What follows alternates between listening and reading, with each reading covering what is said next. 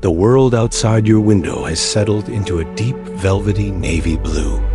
Everything is still, the trees are holding their breath, and the only sound is the soft, rhythmic hush of your own breathing. You close your eyes and feel yourself drifting, not sinking, but floating gently away from the day's worries. You find yourself arriving not in a bed, but in a vast, beautifully quiet building that smells faintly of old paper and cool marble. This is the Library of Ephemeral Ideas, and you are met by a figure in a deep gray robe, their movements as slow and fluid as smoke. This is the curator. Their eyes are kind and sparkle with the deep glow of distant galaxies. "Welcome," the curator whispers, a sound like dried leaves skittering across a wooden floor. "You've arrived at the hour of rest. Would you like to see what we've collected for you today?" The curator leads you down an aisle where tall, silent shelves stretch up into the darkness. But instead of books, each shelf is lined with thousands of small, glowing glass jars. "These," the curator explains, "are the lost thoughts from your day. The worries, the quick ideas, the small memories that flash through your mind and vanish before you can hold on to them." You pause and peer into a few jars. One jar holds a wisp of silver smoke, a thought you had while walking that felt important, but slipped away the moment you reached for it. Another contains a tiny, glittering pebble, the one perfect word you wanted to say to a friend, but couldn't quite remember in time. A third jar holds the faint, sweet scent of rain on hot asphalt, which was the fleeting, nostalgic feeling you had when you glanced out the window late this afternoon. The curator holds a hand over a jar filled with a soft, warm light. "This is your worry," they say gently, "the one you keep picking up and putting back down.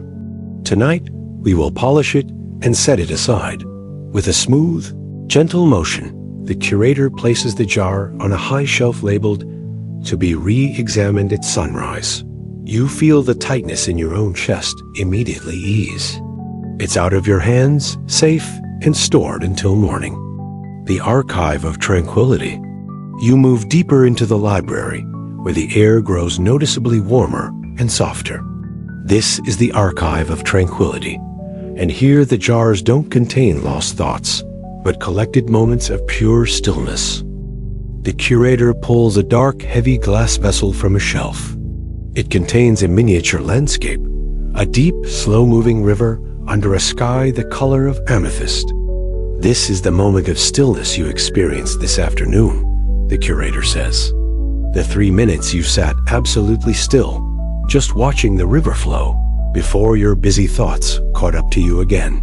The curator uncorks the jar, and the gentle, calming sound of flowing water fills the space. It's a sound that seems to absorb all the other sounds in the world, leaving only peace. You close your eyes and breathe in the stillness. The sound of the river washes over you, smoothing out the rough edges of your mind. You are drifting closer to rest. The final chamber is round and bathed in a light that pulses softly, like a deep, kind heartbeat. It is the dream incubator, and here, the curator is preparing the thoughts for a new journey. They take the lost thoughts, the silver wisp, the glittering pebble, the sweet scent of rain, and place them into a large, shimmering bowl. They then add a few things you hadn't seen before. A pinch of curiosity, which floats in like gold dust. A drop of wonder, which pools into a translucent liquid. And a measure of comfort, which settles in the bowl like a warm, heavy blanket. The curator stirs the mixture slowly with a long, smooth wooden wand. Every dream, they muse, is built from the lost and loved pieces of your day, given new purpose overnight. As the curator swirls the mixture, the soft, rhythmic sound of the stirring and the light, hypnotic pulse of the room become the only reality. The light, the sound, the comfort, it is all pulling you down, a deep, gentle undertow into sleep. The curator looks at you and smiles, a serene, peaceful expression. Your shift is over. The work of the day is done. The library is quiet, and your mind is clear. Now you are free to simply rest. You feel the ground beneath your feet dissolve, and the final thing you sense is the warm, heavy weight of the comfort settling over you like a blanket of perfect peace.